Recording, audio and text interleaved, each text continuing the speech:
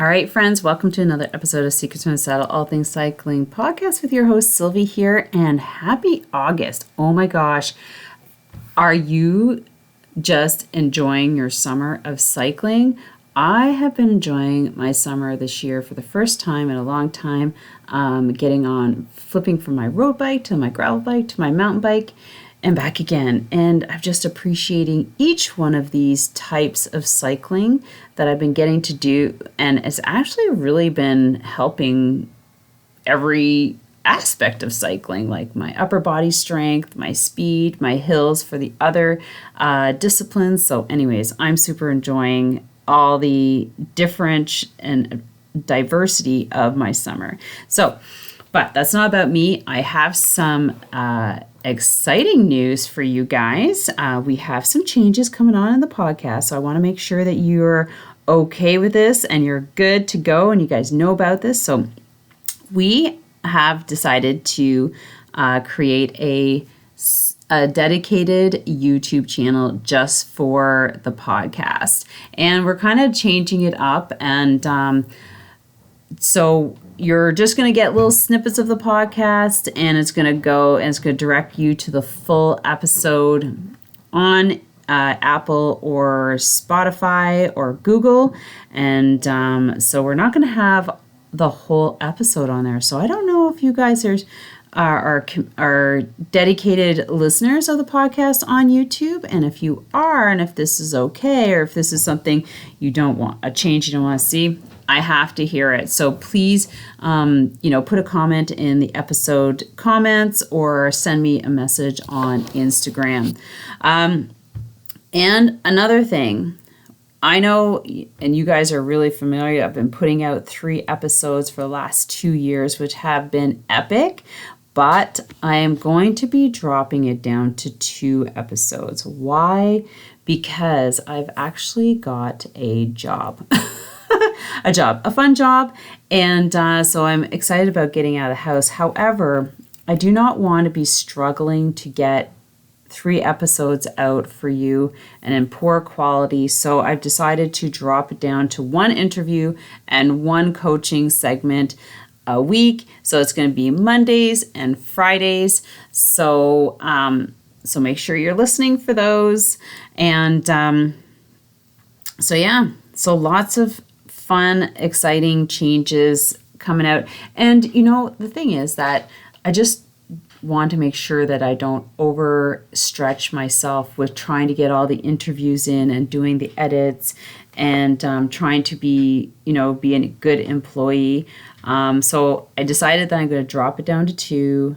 And if I have everything organized and balanced, then I will bring it back to 3. But for right now, just so to keep my own sanity, I am going to keep it down to 2 for you guys. So, but I would love to hear your feedback on that and your thoughts also. And but yeah, so I hope you enjoy the episode coming forward. It's super exciting with Judy, who has MS and has turned to using the Alinker bike for a means of managing her MS and also getting better with MS. So if you happen to know somebody who has MS, just diagnosed, or even in the phase of is progressing, please listen to this, because it's an amazing story that she's, she used to be a high-level athlete and was diagnosed with this, and now she's finding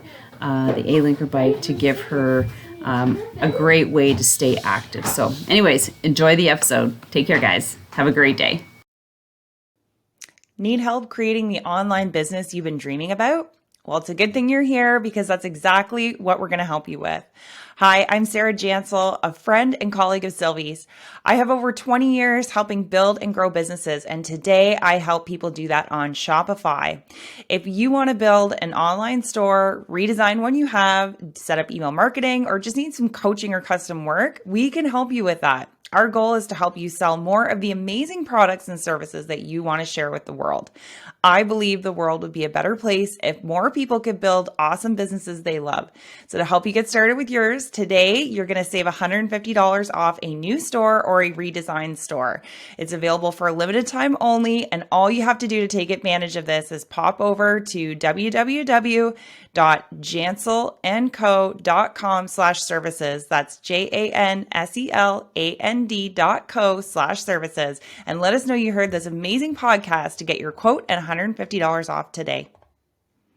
Welcome to Secrets from the Saddle podcast. I'm Sylvie Dow, your host, fellow cyclist, bike club founder, cycling coach, bike race junkie, just truly super passionate about cycling. My journey with cycling started 20 years ago when I opened a spin studio, started a women's race team, and founded a women's only cycling club called Cycle Fit Chicks. I'm super thrilled to reveal all aspects that make the world of cycling operate. I'm so excited to be able to bring you interesting people from around the world, pro cyclists, recreational cyclists, coaches, event organizers, bike shop owners, everything and everyone you need to know or ever wondered about when it comes to cycling. I know you'll enjoy this episode.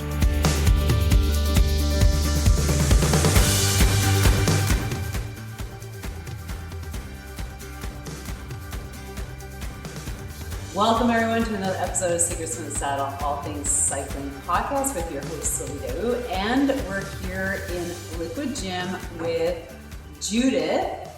What's her last name? Judith Verhey. And the reason why we are talking with Judy is because this is another episode about the Alinker bike, and because I met Judy when my daughter and I went and did the National Capital, I don't think that's what they call it. Yeah, National Capital Marathon, but the 2K. Yeah, the 2K on the Alinker bikes.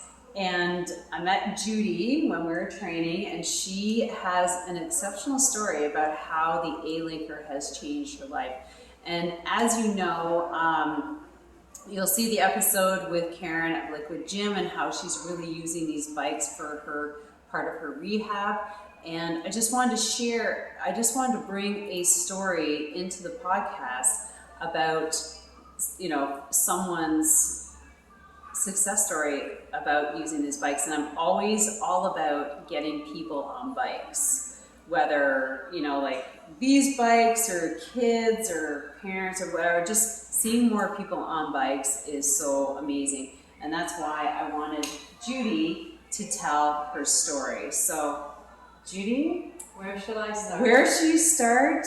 Start with, I guess maybe start with your athletic background. Okay, so I grew up in Ottawa, and I grew up in a very athletic family. We all played sports, and with my father being Dutch, soccer was one of our biggest sports. Okay.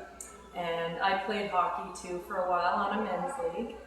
And I was out there. I played every sport. I became a lifeguard. I have my national lifeguard certificate. We were just saying that we have both. Yeah. Both of us have our national lifeguard. Yeah. Where did you do yours? And the European Sports Flags. I gotta do mine in Cuba. Oh no way! Actually, I have my nationals and my beach. Nice. So that's where I don't have my beach. So I had to go to a beach to do that. But that's anyways. Funny. Nice.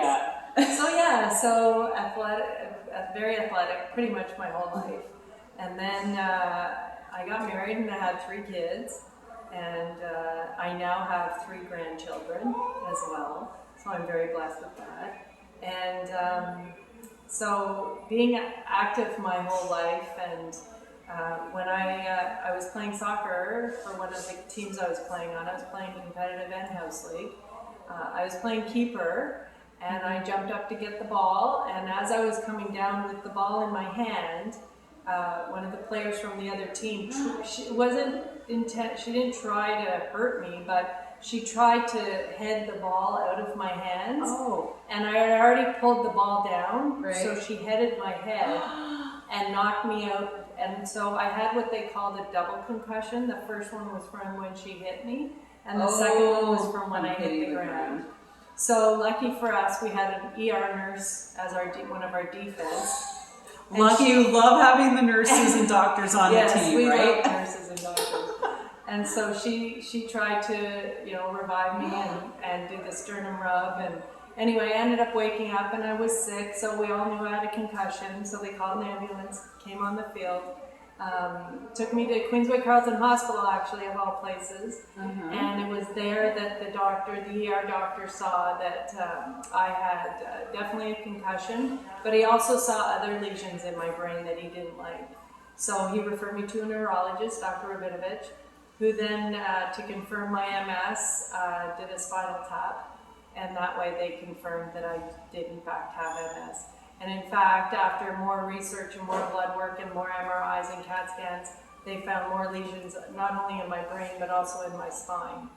So, which is then, but at the time, this is back in 2014, right. I had no symptoms. Yeah, I was just going to ask I you, had did no you have symptoms. any I had nothing. I was playing soccer, I was running, I had no symptoms, so I had no idea. It was the concussion that, thankfully, actually, it was a blessing in disguise that I was diagnosed as soon as I was, because even if it was later, I wouldn't have been put on the treatment right away. So because of that diagnosis, I was able to start medication they call it a blocker, which protects the nerves, the myelin sheath on the nerves, to prevent any further lesions from happening. So that was a hard hit. In fact, I didn't go back to my neurologist for a year later because I didn't believe him that I had MS, which wasn't a good idea because I had started getting pain in my right leg, and I started tripping, and I'd hold the glass and I'd drop it, and I couldn't figure out what was going on. And I never had the optic neuritis or any of that MS, but I did have the weakness and the tingling and then the nerve pain. And so I went back to him and he put me on a medication, and I was on that for 5 years, and that seemed to keep things normal. And then things changed, so I was on another one, and then in 2020 I had some traumatic events happen in my life, which I don't need to talk about anyway. So that about 6 months later put me in a wheelchair. Right. It was just the stress and the trauma. And so I started, even though I was in a wheelchair, I started working at the Queensway Carleton Hospital. I was already working for them, and then I had my relapse. So I was working for them as patient registration in the emergency department. But because of my wheelchair, I now had to leave that department because with ambulances and stretchers and wheelchairs and just the busyness of it, I had to give up, which was my passion, and I loved working in the ER. But anyway, so then I became really down, and my neurologist retired, and I didn't have a new one. So I was kind of in limbo with what do I do now? And I was on a medication that I stopped because I didn't have a new neurologist to renew my prescription for Orcovis. So I went to my GP, who's amazing, by the way, you're amazing. And he referred me to the physiotherapist in their building. It's a family health team in part. And she actually referred me to here at Liquid Gym. And she referred me, and I ended up with Drew. And Drew was an advocate for the Alinker bike and said I should speak with Karen. And so that's how I ended up out of my wheelchair at the hospital and onto a bike. However, still the bike was too cumbersome for the ER, so I had to look around for another position within the hospital. And I was lucky to get hired in the operating room. So I now work in the OR, and I work in day stay and the post anesthetic recovery room. So it's all part of the all part of the OR. So they see me around in there with my bike, and I have room. And occupational health at the hospital has given me so much support, and all the doctors and nurses and patients, everybody who sees me is very supportive of my bike. So tell us about the transition from your wheelchair to the bike? So that was a bit of a transition. I had to do physio work. I had to build my muscles up at least enough. I could stand, even though I was in my wheelchair, I could still stand. So I could still weight bear. I just couldn't walk. Right. So the transition was slow, but as I started using the bike and using my leg more, because I had muscle atrophy in my right leg because of being in my wheelchair. I'm talking more about the reluctance to get no. on the When I first saw it, I thought, no, I'm not going to do this. that thing. I am not going to be seen with that thing, right? There's no way. And then as I sat on it and started moving around on it, all of a sudden I had this sense of freedom. And I had this sense of, oh my gosh, like I can go places, I can fold it up and throw it in my trunk and get around. I can have my grandkids stand on the front two pegs and I can push them around the yard. And I can take my dog for a walk, and I can go for a walk with my dad, and like I can do these things again, and go shopping with my girlfriends at Tanger Mall, which is huge and crazy. Yeah, that's to walk around. So it's like, hey, can you carry all the bags? Exactly. Yeah, so I'm that's going to just show you for a second because I'm just sitting on one right here. Yeah, just loop the bags. Got loop the bags all in there. Like, can you carry everything for me? You're like, Yeah, and that's what happens. So it just gave me a whole new sense of freedom. But at first, no, I wasn't going to be seen on a bike. However, I also said I wasn't going to be seen in a wheelchair. So it's a lesser of two evils. Yes, like wheelchair or sitting upright and looking people in the eyes. Exactly. Makes a big difference. Yeah, it was huge. And the other thing was like before when I was going through my relapse, just before my relapse, I was in a pretty dark place. I wasn't working. I was on disability. It was a really hard, and I just didn't want to do anything. I wasn't even open to any suggestions of anything. I was in a wheelchair, and that was the way it was.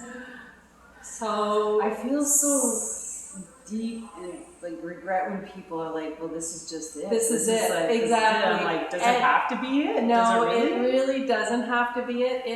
And it's everybody's story is different. Yeah. Everybody's MS is different. Everybody there's not two people that have the same MS disability. We all have it's different for everybody. So, but if you give it a try at least, or just, even if you can just stand and weight bear, you can get on a bike. And sometimes my right leg doesn't want to work. So I just lift it up and put it on the front bar, and I can move with my left leg, and slowly then I use my right leg sometimes. And slowly but surely you start to build that muscle back up. And I know my reality is I'm going to probably end up in a wheelchair again when I have another relapse, because that's the reality of MS. Right. However, if you start at 100% and you have your relapse, you're at 70%. And if you don't work out or do any exercises, the muscles, you'll just get more muscle atrophy, and it'll be harder for you to get back up. Right. So the more you can work your muscles, I'm no doctor, I'm no physiotherapist. I think that's true. It's from experience. Having a relapse and being knocked down, I know I'll never be back to 100%, but I'll be down to 60. If I have another relapse, I might be back up to 70. But if I don't exercise, I'll be down to 40 or 30. So I think keeping the muscles going and keeping yourself active is huge with MS patients. I think it's, not only just MS patients, but just in general. Yeah. In general, but I mean, staying active, especially, and I've always said that, like, we just can't let ourselves, I hate to say it, but let ourselves go, because that's pretty much what's going on if you're not doing anything. And it's easy to, especially with it's COVID. easy to not do anything. It's so easy to just not do anything, because I don't feel like it. The hardest part about going to the gym is getting there, right? Once you're there and doing it, that's the best thing. So through all of it, it's all up to you. You just have to motivate yourself and look at the end result. Like the end result, I mean, sure, everything has, like, what's worse?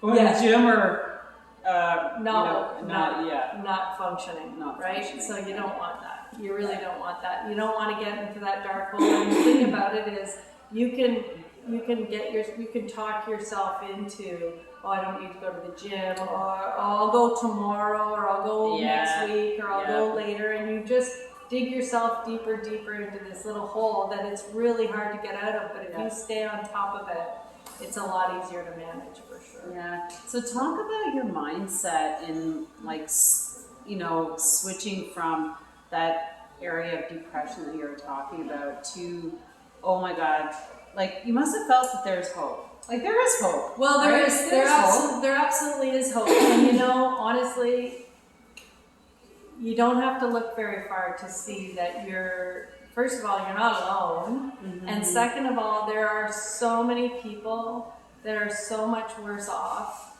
that I wish I could do more for. Yeah. And when you start giving and doing more for others and taking a little bit less attention off yourself, I mean, it's important to focus on yourself, but if you focus on other people and how blessed you are to have what you have, the capability, the ability you have, you can really go further, and you're able to just keep moving and keep going and stay positive and do your best to stay positive. Yeah. So do you help others get into this, or are you here training regularly? At the hospital, I get stopped by every doctor, every nurse, every patient that comes. You're like, in. I wish I was sitting on that right now. Exactly. Asking me about it. I hand out business cards for Liquid Gym all over the place, even when I'm out walking my dog. And that's a good idea. I'm going to grab some. Anybody, yeah. And I just say, contact Karen, because and if I could change one person's life, that would make me feel good, you know. And it is. I would love to help somebody else if I could, you know, help them feel better and get out there and be more active. Because being active is, especially in this beautiful summer weather we've been having, it's been incredible. Yeah, we have winter, and yes, they'll go through the snow.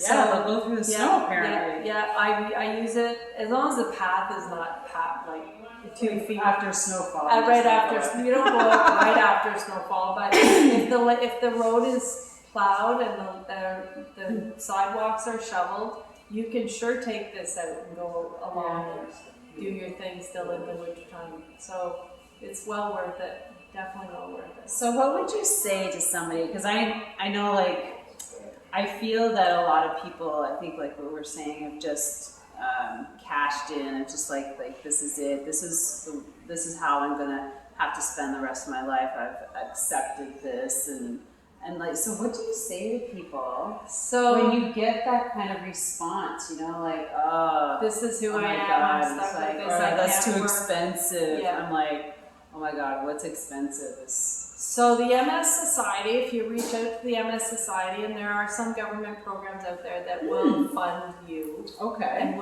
they help me pay for my wheelchair. Okay. And there are places that you can even set up your own GoFundMe page. But I mean, you can, like, do they help you with this? Not yet. This is it. Forget the wheelchair. Just go for the bike. Yeah. So, but I mean, I have talked to friends of mine who are willing to help me pay for it. I haven't taken any. I'm on my own payment plan right now, and it'll be paid for by September. So, even if you don't have the money for it, there are resources out there that can help you fund them. And it's a whole life-changing experience. It'll change your life if you have the ability to stand and weight bear. You can ride an Alinker bike, and it gives you the freedom, absolute freedom, to be able to do it. Yeah, because I know in the cycling world, this is a cheap bike in comparison to what people are buying. Yes. Like, e-bikes are like small cars for pricing. So never think that something like this can be out of your price range, because you have no idea. You just have to ask. And I know that Karen said that she was selling the old fleet, discounted. So, and also I believe she's got like a bit of a rental program. So if you really want to try it, see if it's for you. you just can't, I find like these days you just can't let things like this go by, especially if it could help you be more mobile. Oh my God, like I see people with canes and and walkers, and I'm like, oh, imagine they could be sitting on something like this and they'd just be so liberated and free. And that's how all of us cyclists feel, right? When we get on our bikes, what's the first thing that everybody says? We feel free. We feel the freedom of being able to go places. Better than running. Yes. Like go down the street. Where you hurt your knees. That's right. Where you're going to be on a bike anyways at some point in time. But so what would you tell somebody, or do you have some like final words of sharing, like just like through your whole process of being diagnosed with MS is one thing, right? And then finding that you're able to become more mobile is another. Like, how are you looking at your future?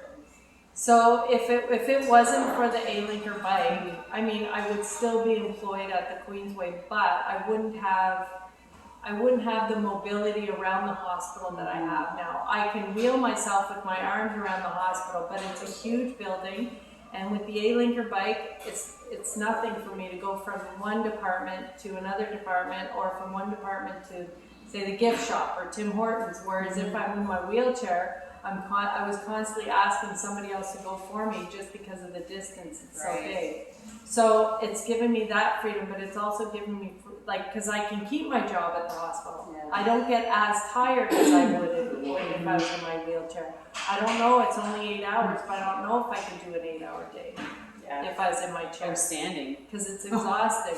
Right? It's like, ask anybody who stands for 8 hours. My God, I bet everybody would want one of these things. So it's allowed me to keep my job at the hospital, and the hospital's been very supportive of me. So as far as advice for anybody, I would just say, just keep pushing yourself that little bit every day, and just keep moving forward. Yeah.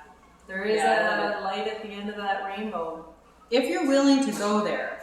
That's the thing, right? You have to be willing, and sometimes it is believing that it is possible. Because I know some people have just checked out, like, this is it. This is like, there's nothing left. How can it possibly be? But please don't ever check yourself out. There's always hope. There's always hope, and there's always something. Like, you might have to dig to find it and ask a couple people for help. But my gosh, I mean, Liquid Gym itself, as a rehab center, and then having the Alinker bikes, and knowing somebody like Judy, who's gone through that, like, and the possibilities, like, never give up. That's what I would say. Never ever give up. Always think about, like, what can I do? What can I do? Where can like, who can I talk to about, just. There's lots of resources out there, and there's lots of people you can talk to for support. Never give in to the answer. And this is one.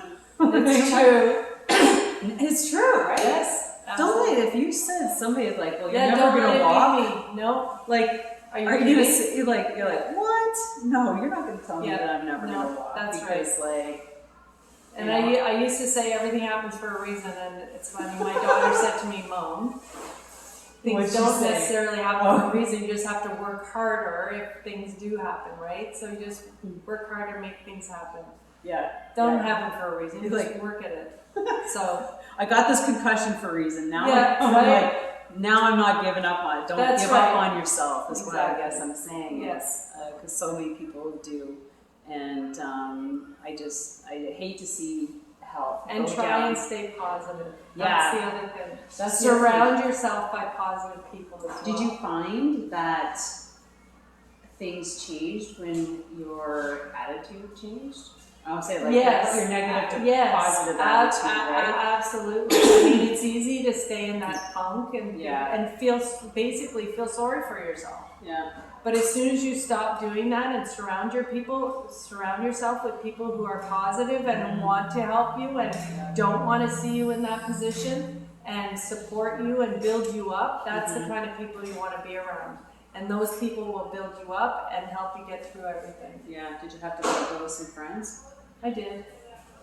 The negative. You don't need the negative. You really don't. Yeah, that's it. So it's letting go of some of those people and joining and finding groups that are. That's right. And finding support groups, and there's lots of them out there.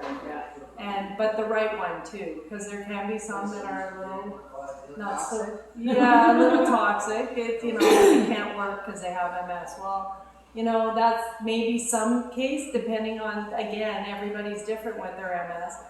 But if you want to give it a chance, there are jobs out there for everybody. And once you get a job and start feeling good about yourself and start having that your self-worth and your self-esteem, building up your self-esteem again, that's huge.